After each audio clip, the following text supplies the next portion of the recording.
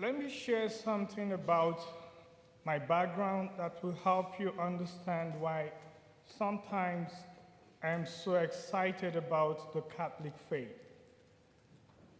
I was baptized in 1982 as an infant.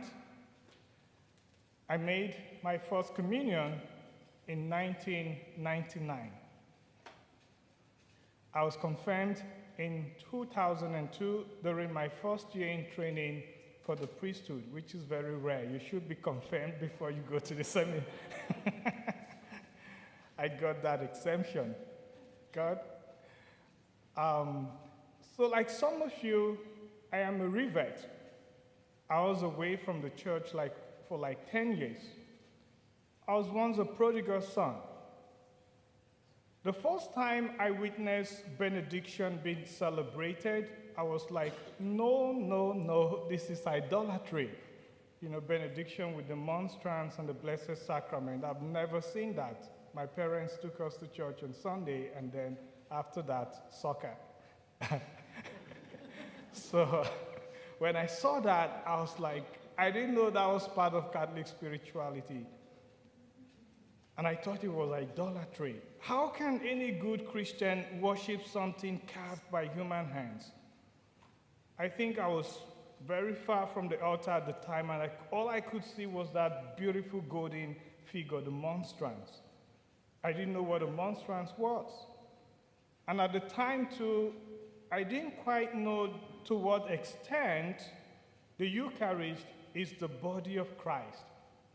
I was just not comfortable kneeling before or in front of it. It was a very weird experience for me. But over the years, God has opened my eyes to understand the Eucharist. The more I understand it, the more the Christian faith makes a lot of sense to me. That is why the church teaches that the Eucharist is the source and summit of the Christian life. There are different aspects to the Eucharist, but the focus of today's solemnity is the Eucharist as a covenant.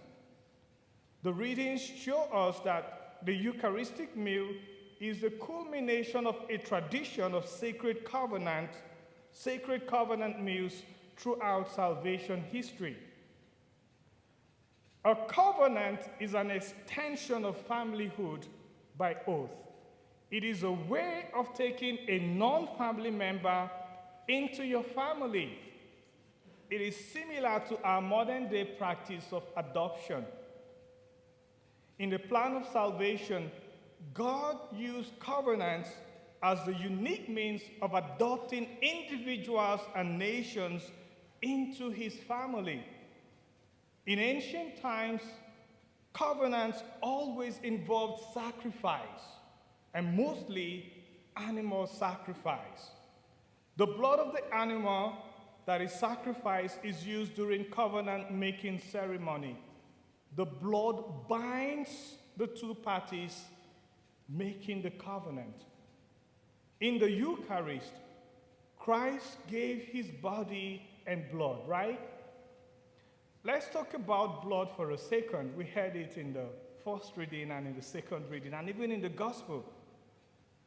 When someone is related to us, we say, he is blood to me. There's also the expression, blood is thicker than water. So to this day, we use the word blood to denote familyhood. In ancient time, it was the same. Sharing the same blood through covenant-making rituals, Israel and the Lord became family. This is exactly what Moses did in our first reading. In sprinkling the blood of the covenant on Israelites, Moses was symbolizing God's desire in this covenant to make them his family, his blood relations. The church is the new Israel. The Eucharist is the fulfillment and perfection of the covenant. During the Last Supper, as recorded in Luke's Gospel, chapter 22 at verse 20, Jesus says, "This is the cup of my blood, the blood of the new and everlasting covenant. Because the Eucharist is the new and everlasting covenant, it is the predestined means Christians are adopted into God's family. And like I said at the 9 and 11 a.m. Mass last weekend, the genius of Christianity is our incorporation into the Trinitarian life of God, into the family of God. That's what Christianity is about. The more I see this connection, the more excited I am about the faith. So every time we come to Mass and receive the Eucharist, we renew our membership in God's great family. But it is more than that. By receiving the Eucharist in the state of grace, we increase our participation in the divine nature. We become a little more Christ-like, not just in character, but in our nature and essence. That is why the resurrection will be a perfection of our nature that is already undergoing transformation because of the Eucharist we receive. That's the idea. In a sense, the more Masses we attend, the more we grow in our bond with God and His family.